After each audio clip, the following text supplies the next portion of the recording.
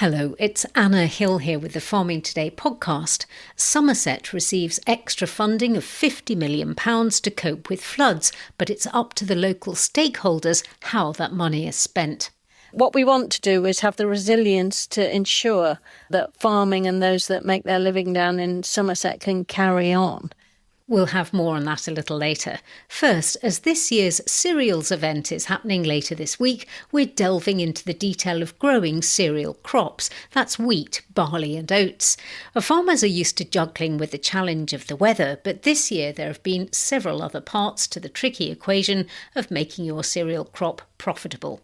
With fertilizer prices rising because of the war in the Middle East and lower or non-existent support payments following Brexit, where does that leave the larger cereal grower competing directly on the global market? I've been out to Mid-Norfolk to talk numbers with Simon Brock, manager at Swanton Morley Farms, which grows 380 hectares of cereals. What have we got in front of us? We have a field of Graham winter wheat, bit of an old-fashioned variety, but quite a good performer. On Farming Today, we've been talking an awful lot about fertilizer and fuel and the cost of production. So can you give me an idea of how much it costs to produce your wheat this year compared to last year? Of course, the fertiliser hasn't risen that much this year, so it'll be more interesting to compare what we do for next year. But typically, the direct cost, the seeds, the ferts, the chems, is sort of 600, 650, somewhere around that for last year. Typical overheads are running about £900 a hectare, they said, on average. And so if you divide those by, let's say this will do 9 tonnes, the £600 plus the £900, it's about £170 a tonne to grow the wheat. How much are you getting for it? 165. You're worrying a lot about what the yield's going to be, because, of course, if it's on 5 tonnes, the price rockets up per tonne. If you manage to get 10 or 11 tonnes, then of course it drops. So if we look to next year, what are the figures going to be? And I know it's an impossible question. Yeah. Well, typically, fertiliser has gone up, I think it's gone up about 35p per kilo of nitrogen. So if you say, to keep the maths simple, you're going to put 200 kilos of nitrogen on, growing crop of wheat, that's going to be about 70 quid a hectare extra. And if you grew 10 tonnes, that's £7 a tonne you need just to cover the cost of the fertiliser going up. And of course, Sakir might put a carbon tax on it, which we don't know, so that could be a bit more. So is it possible to grow a good crop of wheat which provides enough tonnage to pay for the cost of growing if you use less fertiliser? I think that's difficult because you've got the risk of dropping the yield. But having said that, the big problem with fertiliser, there are lots of curves and dose response curves that say wheat is typically around 220, 240 kilos a hectare. So that's how much fertiliser you need to put on to get an optimum. To get optimum. And the big driver of that is the efficiency of utilisation of the fertiliser you put on. And that's the big unknown. And anything you can do to improve that, the soil health, the rooting, improves that and gives you a chance to reduce it more. But am I brave enough to reduce it? I don't know. What about the market? You are a price taker. Yes, and that makes it extremely difficult. And you're really waiting for some bad news, a bad crop somewhere that will push the price up, which is a sad fact of life. Schadenfreude, that's terrible. But it is, and that's the key driver. So this week at Cereals, farmers get together to talk about growing crops like your wheat field here. What do you think they'll be talking about? If I was being a bit flippant, I'm probably thinking they're wondering whether to grow crops next year. Really? Well, I think on marginal land, you'd be really starting to question it. I mean, I did think earlier this year I would have been better off once the problem in Iran had started, whether I'd be better off not putting any fertiliser on my crops and selling it on at a profit. Trouble is, as farmers, well, I find it personally, it's very difficult not to grow a crop. I mean, what do you do if you don't grow a crop? We're so conditioned to growing it, but perhaps we should be looking at that. Simon Brock there, farm manager at Swanton Morley Farms near Durham in Norfolk. Nearly 300 cattle in Scotland are due to be culled because their identification regulations hadn't been followed. The Belted Galloway cattle from Home Farm on the Falkland Estate near Glenrothes cannot enter the food chain because they weren't properly registered. Scottish Government inspectors who are due to oversee the cull say they've faced threats online and will now not attend. BBC Scotland Rural Affairs correspondent Kevin Keane has been following the case. Well, obviously, as you know, farmers have to adhere to very strict animal control measures around kind of movement of livestock to make sure that any cut of meat can be traced back to its source, to where it's come from. When it comes to cattle, each individual animal obviously has a passport, and obviously you'll be aware of seeing the little yellow tags in the ear of the animal, and each one of those tags has a unique identification number. Now, that system was introduced in response to the BSE crisis back in the 1990s, and it seems that this farm in Fife on the Falkland Estate has fallen foul of those rules by failing to register 271 cattle, all of which now face being culled. Now, veterinary inspectors have to go along now and cull these animals because they can't go into the food chain. But the inspectors have been facing threats, haven't they?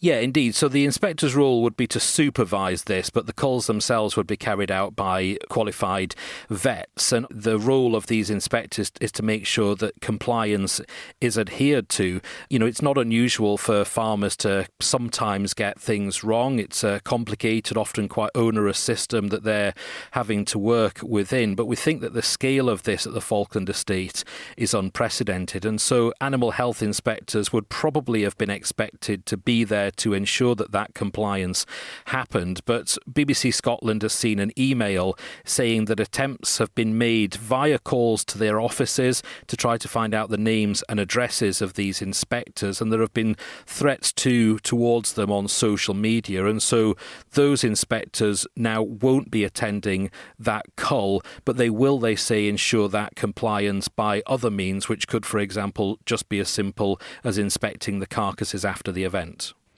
What is the Scottish Government saying about this? Well, they're not saying a great deal about it formally, so they're officially saying that they won't comment on individual staffing matters, but that they do take very seriously any threats or abuse towards staff. But the First Minister, John Swinney, was asked about this yesterday, and he said that the response from the Scottish Government to what's happened has to be robust. We have a very serious situation on our hands in this particular farm. It is clear there has been a regulatory failure, and we now have action that has got to be taken. No individual should be threatened in connection with the carrying out of their employment, and where our inspectors have got roles to carry out, they should be able to do that without being threatened in any way, shape or form. This is a deeply regrettable situation that we are facing, but it has to be confronted because we have to take the necessary protective steps in relation to the management of cattle within our society. Well, that's John Swinney, Scotland's First Minister, speaking there yesterday.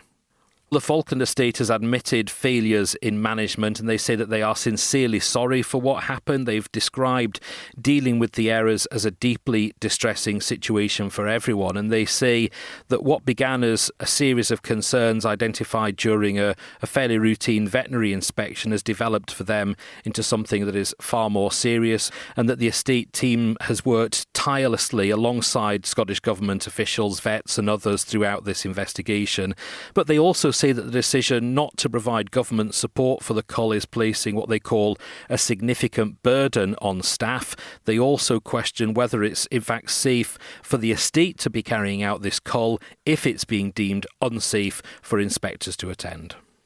BBC Scotland Rural Affairs correspondent Kevin Keane. Somerset has a long history of flooding. The levels and moors are one of the lowest areas in the UK. 18% of the county lies below average tide level. Well, managing inundations has become more difficult as the UK's experienced more frequent heavy rainfall and flooding incidents. Today, the government is announcing a new £50 million investment for Somerset County Council to spend. This is in addition to £90 million which was allocated to the county for flood resilience upgrades last November. In February, around 29 square miles of the levels and moors in Somerset were flooded. We spoke to James Winslade, whose farm near the village of Moorland had been underwater for nearly 3 weeks. It's not like a flash flood, fast-moving water coming in and you're sweeping your houses out the next day. This one's quite cruel in a way that it just creeps up. You can see it coming. There's nothing you can do about it. And you're just sort of hoping that the agency get on top of it, because every drop of water here has to be manually pumped back into the river.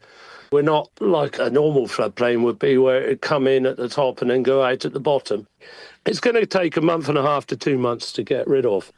That was farmer James Winslade. I asked Farming Minister Dame Angela Eagle how the new money for Somerset will be spent. This 50 million will go to partially assist the local drainage board in Somerset to see that the most up-to-date equipment is available for drainage purposes. It will be allocated by Somerset Council, but we expect them to work closely with local partners, and including the Somerset Rivers Authority. This money is particularly to deal with the issues that I think are unique to Somerset. It has a low-lying landscape. They experienced the second wettest January on record, with more than double the average rainfall. We know the pressure that ongoing flooding problems have in the lower lying areas of Somerset. So this is to make that whole landscape more resilient. There has been controversy between the council and other groups as to how any money should be spent in the past and in the future. So is there any oversight from government on exactly what sort of projects get undertaken? Obviously, we will keep an eye on what's going on, but we're going to leave it to the experts down there to sort out the best way of deploying this money for future resilience. This is specifically to deal with the unique issues that Somerset faces. Some people might argue that actually, because of climate change, increasing floods, it might be better to allow the levels to flood. And that might be better for biodiversity and carbon storage, protect the peat there. We as a government have said that we want much more investment in natural flood management, and particularly entire river catchments. A lot of our farming, nature-friendly farming monies are available to try to create that. But I think that there's a unique issue in Somerset. It's got some prime agricultural land there. We want it managed effectively. But over time, I mean, certainly it's the case that a lot of our uplands will be managed differently, and we want more natural flood resilience. But that doesn't mean we want the Somerset levels to remain underwater for half the year. So what are you hoping to come out of this, say in 10, 15 years' time?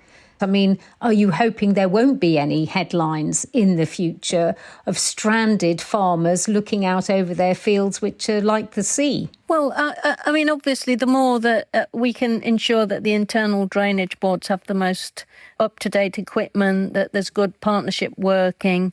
I mean, we're talking about the worst, double the annual rainfall that happened at the beginning of the year. We're hoping that there's more. That might not get any better in the future, might it? Well, I think we have to keep an ongoing eye on how climate change affects different parts of the country. But what we want to do is have the resilience to ensure that farming and those that make their living down in Somerset can carry on. Clearly, if this happened every year and it got worse and worse and worse, then we may have to, in partnership with the local authority and the Rivers Authority, see what the situation was. But at the moment, we want to make certain that absolutely everything for flood resilience is being done and properly funded. Farming Minister Angela Eagle. That's all from us today. I'm Anna Hill. The producer is Rebecca Rooney. Farming Today is a BBC Audio Bristol production.